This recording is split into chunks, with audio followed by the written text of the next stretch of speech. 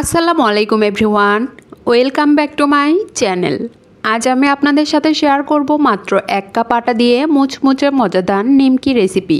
ঘরে মাত্র 1 কাপ আটা থাকলেই খুব সহজেই এই নিমকিগুলো তৈরি করে নেওয়া যায়, আর একবার তৈরি করে অনেক দিন পর্যন্ত সংরক্ষণ করেও রাখা যায়। কিভাবে তৈরি করলে নিমকিগুলো অনেক বেশি ক্রিস্পি হবে আর অনেক দিন পর্যন্ত সংরক্ষণ করে রাখা যাবে, তাও আমি ডিটেলসে আপনাদের সাথে শেয়ার করব।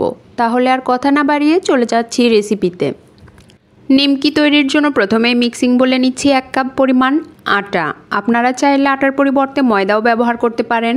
স্বাদ মতো লবণ, হাফ চা চামচ পরিমাণ কালো জিরা। এখন সবগুলো ভালোভাবে মিশিয়ে নিচ্ছি।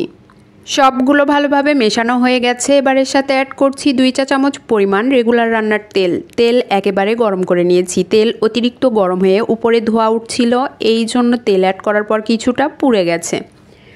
আপনারা অবশ্যই ধোঁয়া ওঠার আগেই তেলটা অ্যাড করবেন, আর গরম তেল অ্যাড করার ফলে কিন্তু নাস্তাগুলো অনেক বেশি ক্রিস্পি হবে।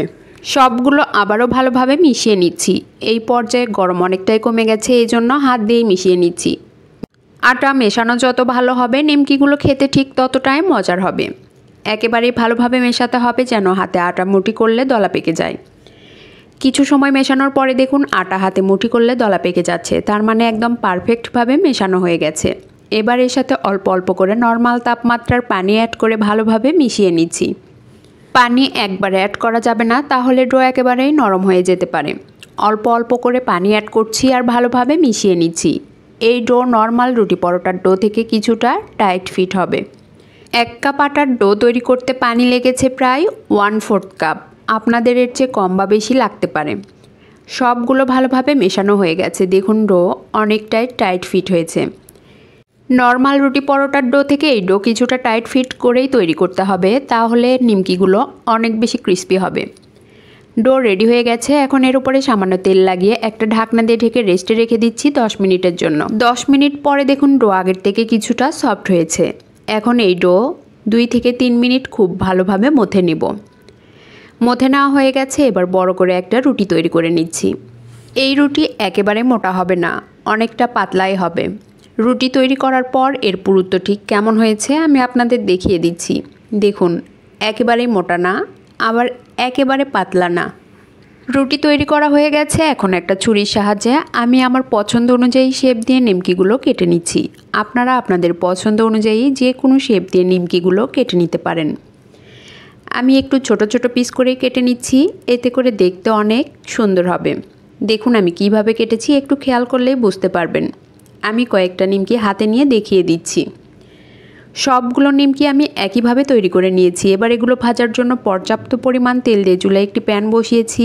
প্যানে তেল একেবারেই গরম হয়ে গেছে।